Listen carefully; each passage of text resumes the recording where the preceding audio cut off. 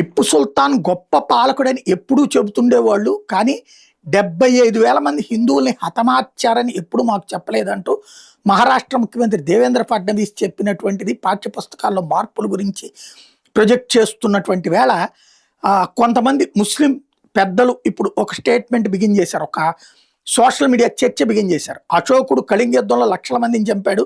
చోళులు, చాళుక్యులు, పాండ్యులు, చేరులు శతాబ్దాలుగా యుద్ధాలు, దోపిడీలు, హత్యలు, ఆక్రమణలు చేశారు.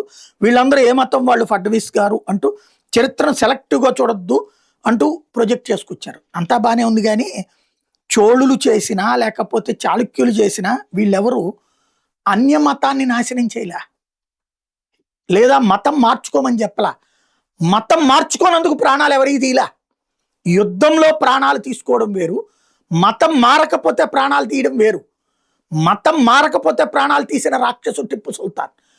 ఈ చోళులైనా వీళ్ళైనా అన్య మతాలకి సంబంధించినటువంటి వాళ్ళని వాళ్ళతో యుద్ధం చేశారు తప్ప వాళ్ళ దేవతామూర్తులు నాశనం చేయలే.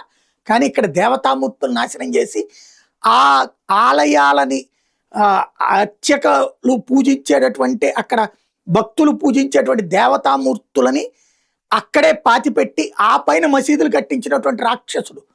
వాడికి ఈ దేశంలో ధర్మం కోసం పోరాటంలో శత్రువుతో యుద్ధం చేయడాన్ని ఒకటిగా చూపెడుతున్నారంటే వక్రీకరణ ఏ స్థాయిలో ఉంటుంది ఈ దేశంలో అనేది గ్రహించవచ్చు.